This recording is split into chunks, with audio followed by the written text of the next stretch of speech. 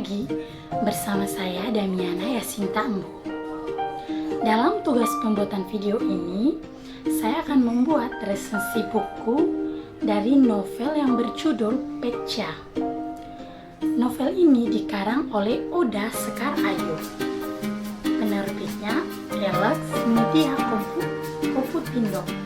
Tahun terbit buku novel ini pada tahun 2017. Tebal buku ini 314 halaman. Dan jika teman-teman ingin membeli novel ini, harganya 64.800, atau teman-teman bisa juga membaca dalam aplikasi Wattpad atau aplikasi novel. Dalam video ini saya akan menjelaskan terlebih dahulu latar belakang dari penulis novel Pecha tersebut.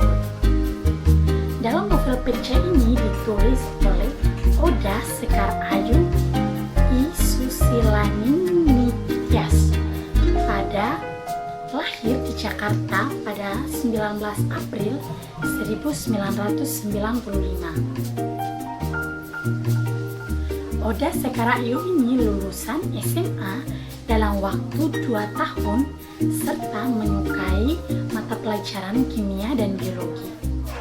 Oda Sekar Ayu ini sebagai sarjana ekonomi jurusan akuntansi dari Trisakti School of Management pada tahun 2016. Oda Sekar Ayu ini berzodiak Aries dan golongan darah B.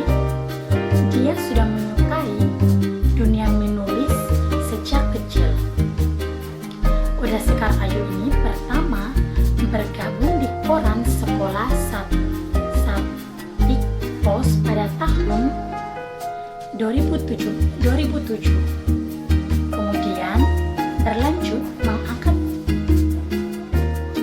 Kemudian melanjutkan mengembangkan kecintaannya dalam menulis di dunia jurnalistik lewat portal berita hiburan Korea online dalam bahasa Inggris, Korea, dan diupdate pada tahun 2011 sampai 2013. Oda Sekar Ayu ini aktif dalam menulis pada tahun 2010 dan dia berhenti pada tahun 2012. Dalam novel Pecha ini, karya terbitan pertama oleh Oda Sekar Ayu. Namun, tertulis pertamanya itu novel yang berjudul Alpha dan Omega ditulis pada tahun 2015 dan selesai pada tahun 2016 pada aplikasi Wattpad. Novel-novel lainnya itu ada Hujan, Titik Koma, Kuncer-Kuncer, dan yang terakhir itu Pecha.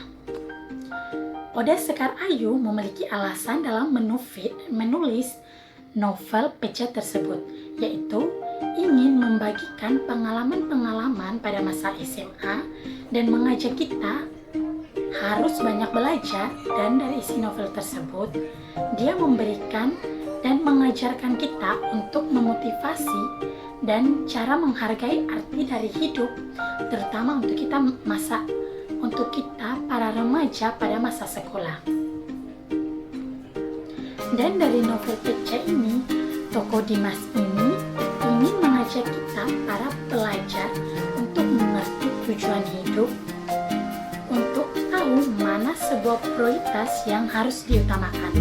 Sedangkan dari tokoh Nadira, kita menjadi tahu bahwa segala bentuk pilihan yang kita pilih, kita harus siap menanggung semua sebab dan akibatnya. Sementara untuk tokoh Biru, kita belajar bahwa keluarga adalah segalanya dan tempat kita kembali untuk pulang. Dan dari ketiga tokoh tersebut mengajak kita dan memberitahu kepada kita bahwa masa remaja adalah masa yang paling menyenangkan dan menjadi fondasi kita untuk melangkah ke arah yang lebih serius dan lebih pasti untuk menggapai cita-cita kita. Dalam novel Pecha ini memiliki sinoptik dan nanti akan dituliskan di video tersebut. Selain itu juga teman-teman, dalam buku novel PC ini memiliki keunggulan dan kelemahannya. Yang pertama itu keunggulannya. Dalam bahasa, puisi yang saya baca ini berisi atau memiliki makna lain untuk para pembaca, dan isi puisi ini hanya digambarkan sebagai majas. Dalam novel tersebut memiliki banyak penambahan puisi dari biru atau nadira yang syarat atau makna. Alurnya ini dipakai dalam novel ini juga menggunakan alur maju mundur, dan dalam novel ini mempunyai teka-teki yang membuat saya atau para pembaca lainnya dilanda dengan rasa penasaran.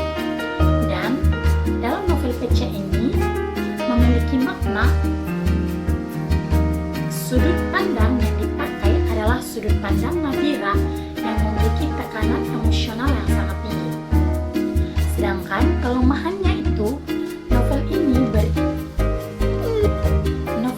di pertengahan cerita Nadira seperti orang yang kebingungan sendiri dan labil terhadap pilihan yang telah diambil, dan membuat Dimas yang belajar selalu ada untuk Nadira terus.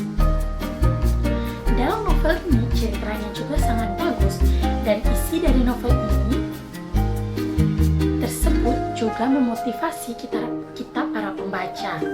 Dan dari novel ini memiliki beberapa pesan moral untuk kita para pembaca. Yang pertama, kita diajak untuk tetaplah ingat kita masih memiliki orang tua yang akan terus mengkhawatirkan kita, sang anak. Jadi dalam novel ini kita diajak untuk selalu berbagi cerita kepada orang tua kita, baik cerita suka maupun duka.